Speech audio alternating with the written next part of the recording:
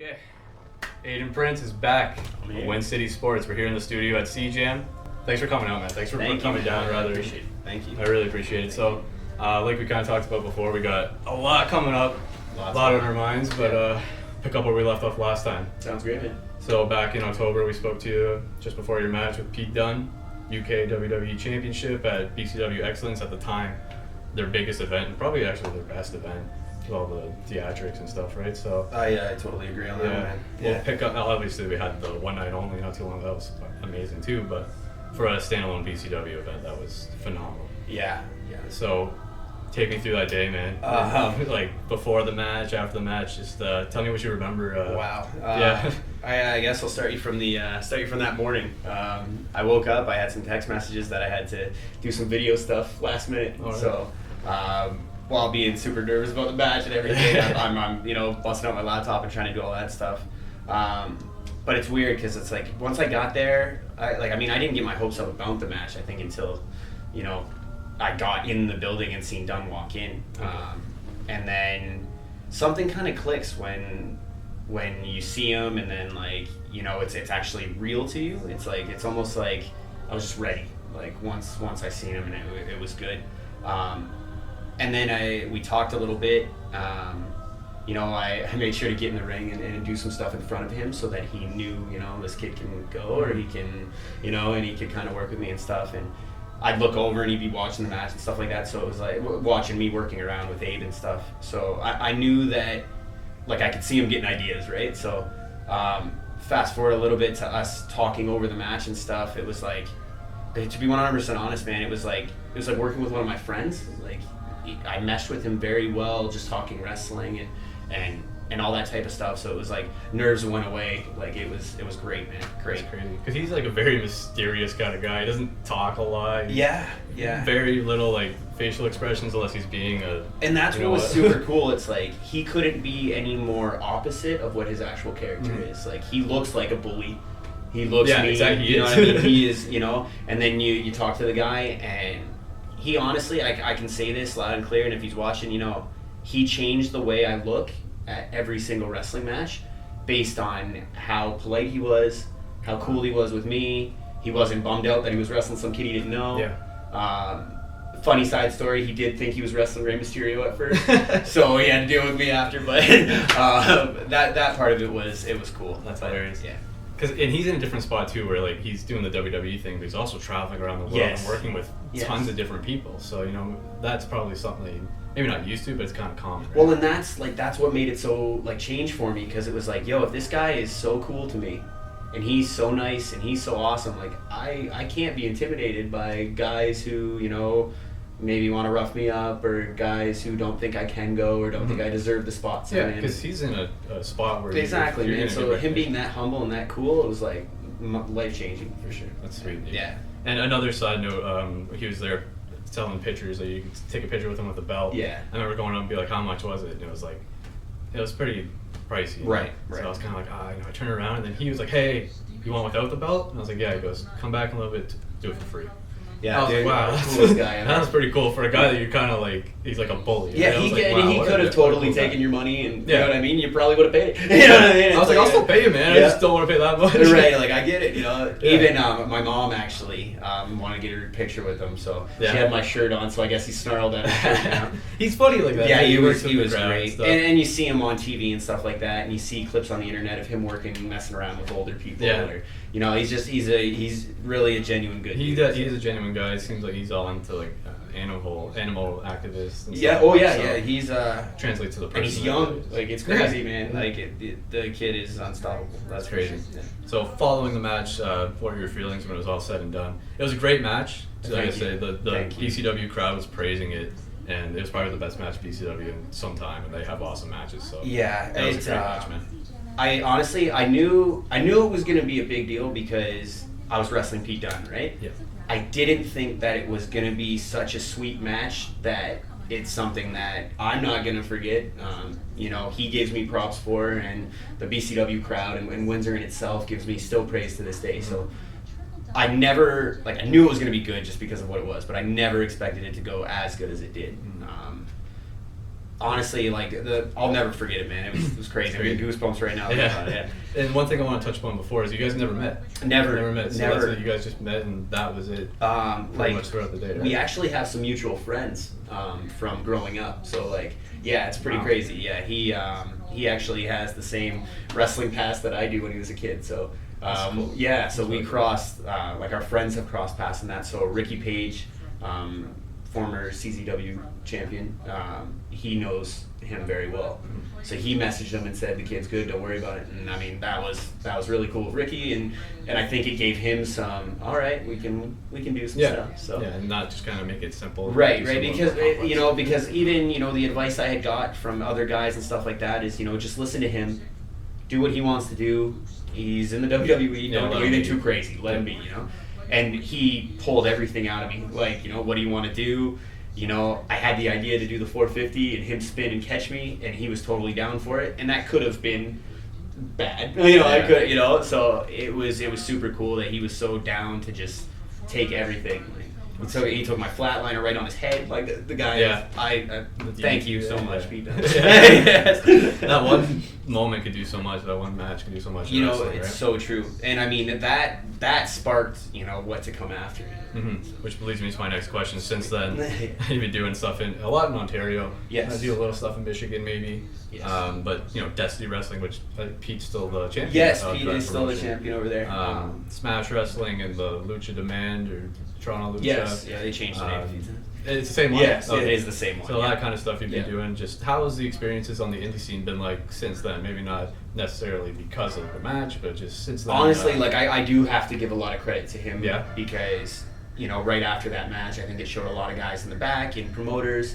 And actually the Destiny promoter is really cool with Dunn, obviously, right? So Dunn speaking his mind about me after and stuff like that definitely got me into Destiny. And when other promoters see you doing bigger shows, they obviously want you on their shows as well. So I think it's just been kind of a snowball after that match. Yeah. So was that first Destiny one after March Breakdown that you had done? Or? Yes, okay. It was. That's actually the first Destiny show I've ever done. So it was. So we talked about that. Remember at the show, I was like, they have a pretty awesome roster. Yeah. And Scott always says the arena is phenomenal. The production value is incredible. Like the lighting, the everything. It's almost like BCW, but in a smaller setup. And Santino's area, his school of battle arts is wild. Yeah. Like they have a top of the line facility going being there. in the GTA too. It's beautiful. Big names, right? Yeah. But the Destiny show I was on was actually their first show outside of their school venue. Yes, that's what it's called. Their first one outside of that. And, I mean, there was some ups and downs with the match. My theme music didn't work when I came up. It's still. But that's the thing.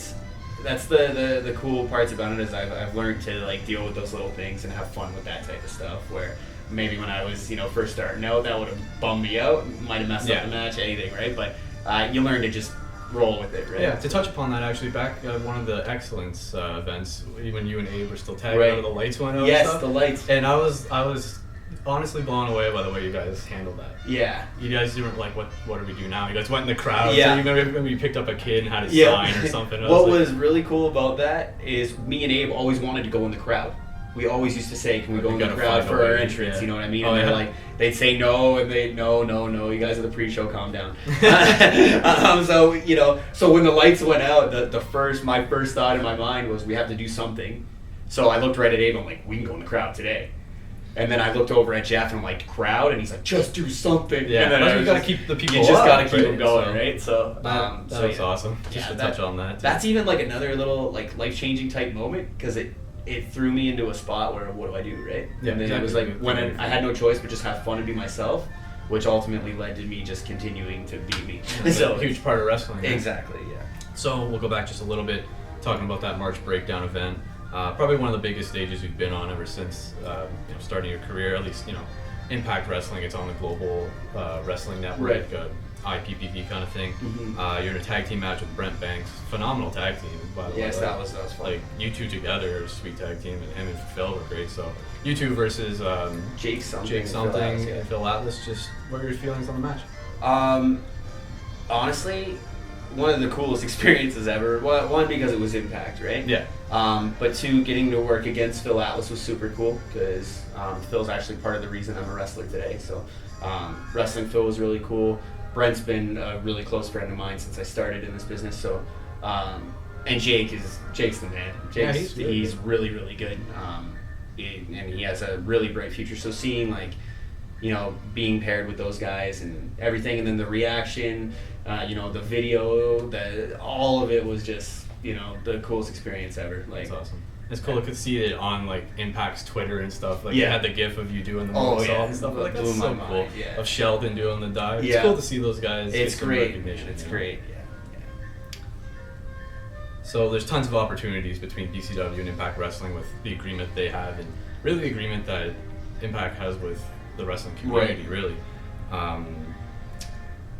So sorry. We have the tapings coming up just this weekend actually, June 1st and 2nd. I'm sure you're pumped for that.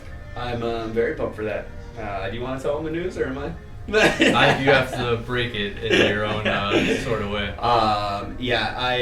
I'm super excited. The tapings are June 1st and June 2nd.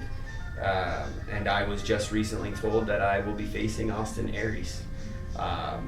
It even, again, I think we had this talk before when we talked about Dunn, you know, when just saying that, holy, you know what I mean? So, it's crazy. This is honestly, like, the first pay-per-view I ever went and watched was an Impact Bound for Glory, like, I remember it was Low Key versus Chris Sabin. That's all I remember, so it was quite a long time ago. And Aries was on that, so to be across the ring from him, I don't even have words, man. Like, regardless of the venue, of the promotion that you guys are competing for, like, they have, like, say what you want, but, like, anyone that watches wrestling has watched Impact, TNA. Yeah, they know. At one point. They know. And it's awesome. So, and then Aries has been everywhere. Yeah. He's done it all pretty much, you know? Like, I mean, I've been watching Aries, I think, since the beginning ROH days. So, Generation Next with him and Jack Evans and Roderick Strong and them. So, this is a huge win for me. But not only for me, my friends, my family, Windsor, my whole group of friends is gonna lose their mind. They don't even know yet. So, this is it's gonna be crazy, man. And I already know the reaction I'm gonna get and stuff like that. Exactly. So this is I hope that makes it. Yeah, I don't think he knows what he's in for. Yeah. You know what I mean? I think a lot of people look at me like, you know, he's a young guy. You know, he's going to go out there and get smushed by Aries, but that couldn't be farther from the truth. Well, you stood your ground, Pete Dunne, and like it's the same thing, right? Yeah. He didn't know what to expect from you. Yeah. Oh, definitely. He, I think I surprised him and a lot of people in a lot of ways, and I think Aries is gonna learn the same way Dunne did. Mm-hmm. So, I didn't really have this plan. Right. Yeah. I kind of sprung that one. Right? Yeah. My next question is, are you ready to make another moment for the Global Wrestling on the following night because we're having another one night only out in Toronto, right? So I will be on the June 3rd one night only pay-per-view as well that Impact is doing with Destiny Wrestling. So there's going to be some memorable moments for sure. I'm in the best shape I've ever been in. I'm working harder than ever. I feel the most confident I ever have. So I'm ready to continue to make those moments, make an impact, so to speak, and just keep that going. That's unbelievable, man. Yeah. So a little bit more about the tapings. We kind of touched upon it before.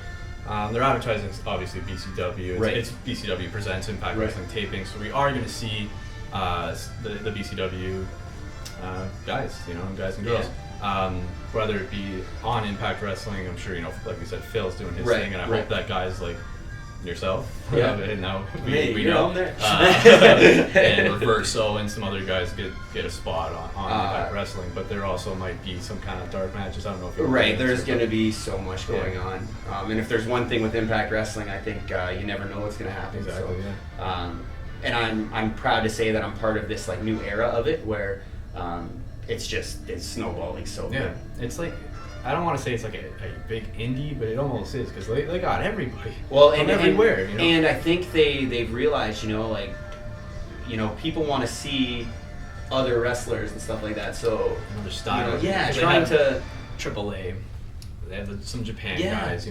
partnering up with everybody like this and featuring and stuff like that. One, it makes you look like you're not off in your own corner, and two, it's better for the fans because they're gonna see matchups like Lucha Underground versus Impact. Yeah, that was really cool. That was the coolest That thing was ever. super cool. That's something we all dream of as fans to see. So, seeing them do partnerships and the work that they're doing to clean up their name and rebuild is the coolest thing to be part of. Well, Scott and Don Callis, the Jackal. Yes. They've done pretty awesome so far. I love the Jackal He's too. a good dude. He's a really good dude. That's his voice. Yeah, I did. Yes. Yeah, That's his I voice. remember listening to the podcast. I'm like, is this guy Is he trying to do the news voice? But no, it's just that's Don. Yeah. Great. Yeah. So going back a little bit, just after that Excellence 2017 in October, we had Bound for Glory, which is Impact's big event of the year, pretty much, right? And it was actually in Ottawa, Ontario. And you got to do a little bit of work behind the scenes there, doing some stuff.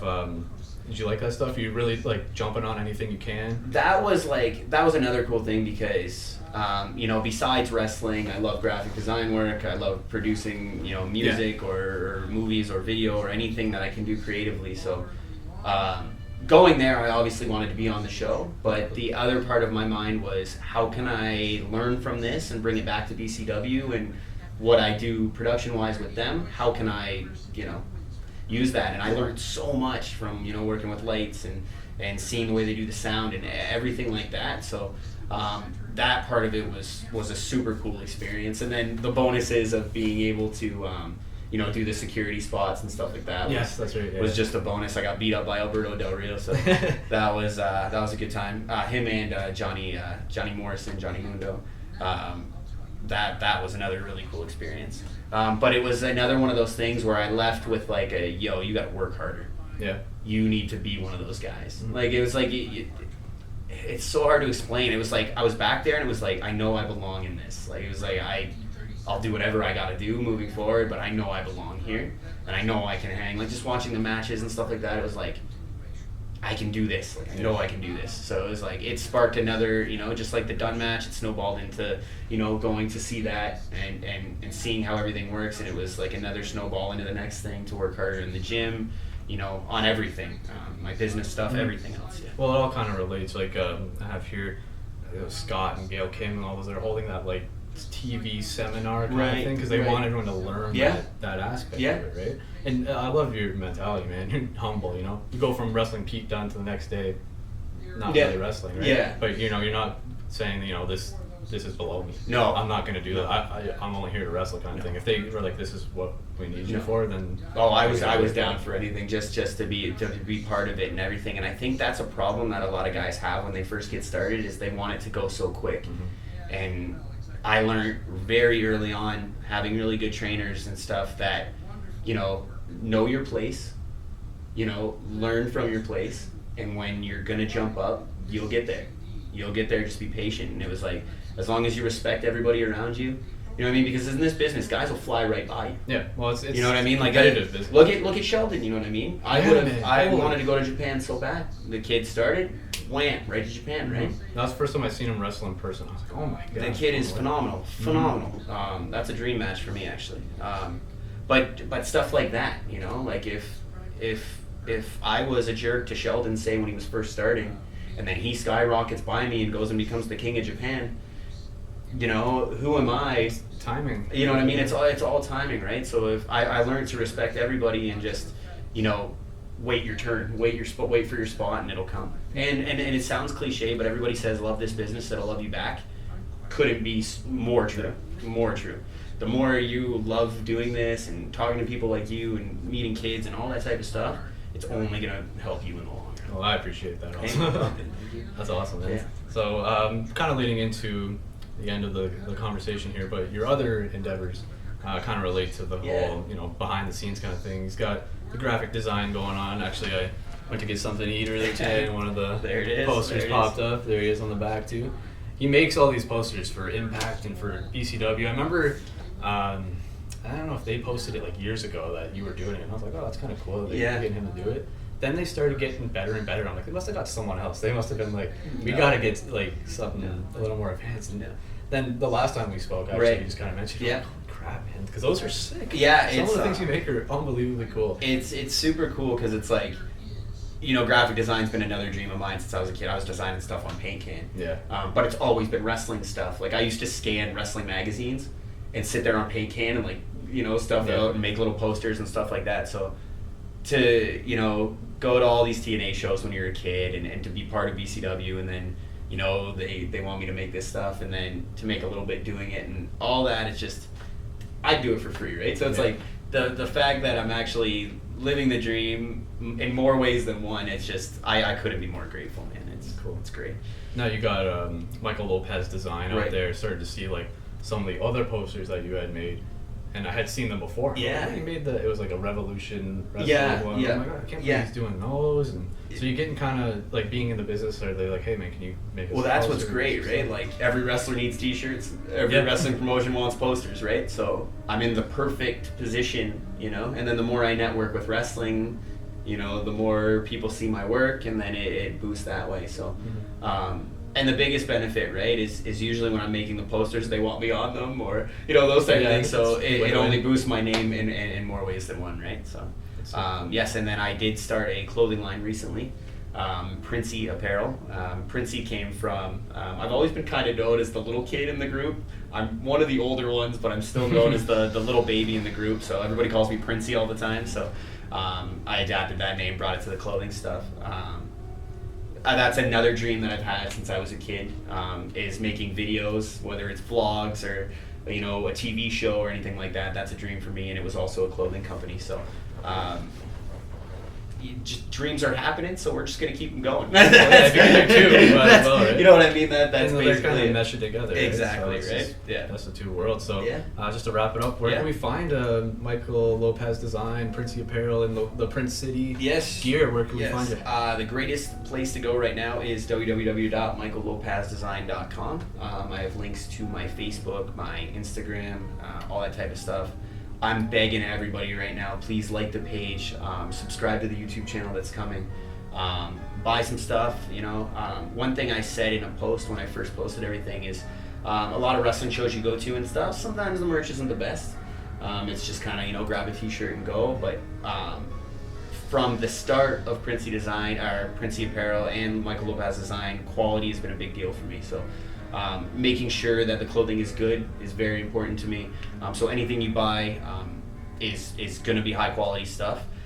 Anything I design is going to be high quality stuff. So please check out the page.